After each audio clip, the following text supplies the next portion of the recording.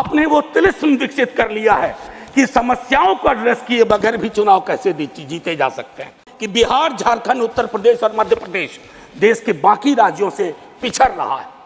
प्रधानमंत्री जी 14 में जब पहली बार चुने गए तो वो मंदिर मस्जिद की साइज के लिए नहीं चुने गए थे, लेकिन जिन बोतल से निकला ये जिन्न देश पर बहुत भारी पड़ने जा रहा है। 2 करोड़ प्रतिवर्ष नौकरियां उनका वादा था।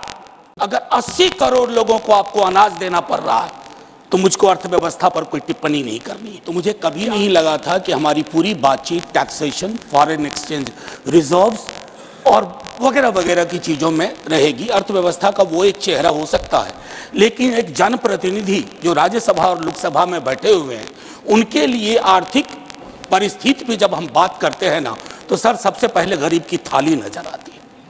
गरीब की, आप फॉरेन एक्सचेंज रिजर्व कुछ भी रख लो, लेकिन अगर गरीब की थाली में परिलक्षित नहीं हो रहा है तो फाइल भी किताबी है और गांव भी किताबी।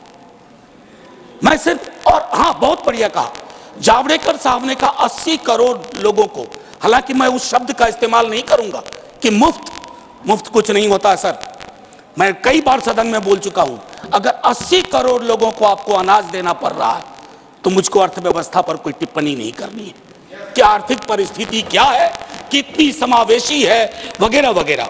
सर, माननीय उपसभापति जी सुधांशु जी जब बोल रहे थे, तालियां बज रही थी सत्ता पक्ष से, बजती भी हैं। अब विजय साई रेड्डी जी को कष्ट हुआ तो उन्होंने कह भी दिया कि ताली क्यों नहीं बजा रहे हो।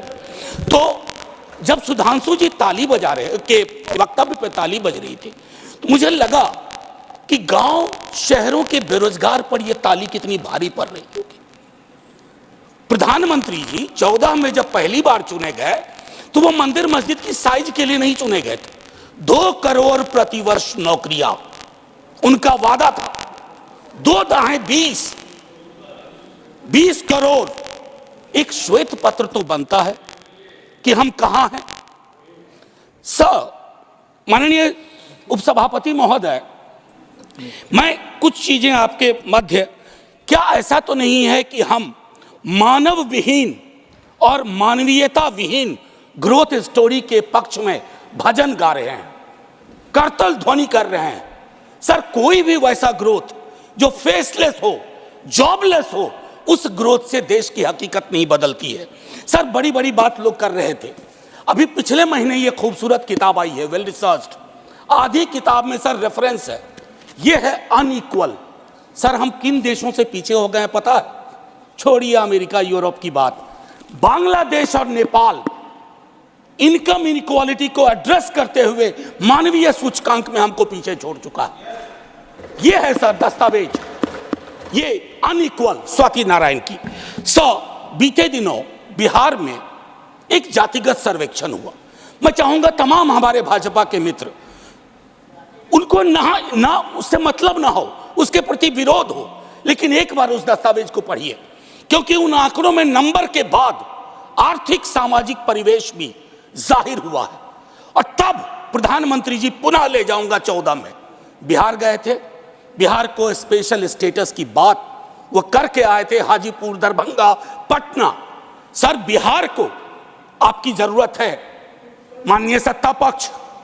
बिहार के पास रेवेन्यू के साधन कमतर हैं। बिहार को लेबर सप्लाई स्टेट के नजरिए से मत देखिए, बिहार को स्पेशल स्टेटस दीजिए। क्योंकि अगर आप इस किताब का विश्लेषण करें, सरकार के आंकड़ों का विश्लेषण करें, तो आपको साफ दिखेगा कि बिहार, झारखंड, उत्तर प्रदेश और मध्य प्रदेश देश के बाकी राज्यों से पिछड़ रहा है। उसके अलावा दूसरा पहलू कहता हूं माननीय उपसभापति महोदय, इस किताब में बाबा साहब भीमराव अंबेडकर को धृत किया गया है, नॉर्थ साउथ डिवाइड के संदर्भ में भी। और ये पुरानी बात है सर, एफडीआई को ही देखिए कि नॉर्थ में कितना, साउथ में कितना, तो ये फर्क आपको साफ नजर आ जाएगा। इसलिए मैं कहता हूं कि बिहार को नए नजरिए से देखिए। जो शुरुआत वहां के मुख्यमंत्री नीतीश जी, तेजस्वी जी ने की, आप हैंड होल्डिंग करिए और स्पेशल स्टेटस दीजिए। दूसरी चीज सर, अगर मनरेगा में रूरल डिमांड बढ़ रहा है तो रूरल डिस्ट्रेस को एक्नॉलेज करिए। उसको एक्नॉलेज किए बगैर बात नहीं बनेगी। उसको डिनाइल से अब कुछ हासिल नहीं कर पाए। पॉवर्टी इंडेक्स पर आपने कई वर्षों से काम नहीं किया। आप आंकड़ों के बारे में तो सरकार का दृष्टिकोण है कि विश्व के टिम्बकटू में अगर एक आंकड़ा पक्ष का कोई बोल दो तो उसको प्रदर्शनी लगा देंगे। अगर कोई आंकड़ा सरकार को असहज करता है तो कहेंगे हम तो इसको मानते ही नहीं है, इनकी तो मेथोडोलॉजी खराब है।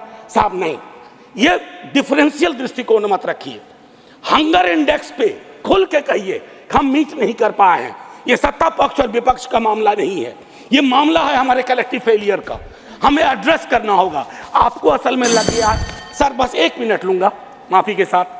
सर, आपको असल में लगता है कि आप इनकम इनइक्वालिटी की बात ना करें, पॉवर्टी रिडक्शन की बात ना करें, अनएम्प्लॉयमेंट एड्रेसिंग की बात ना करें, चुनाव आप फिर भी जीत जा रहे हैं।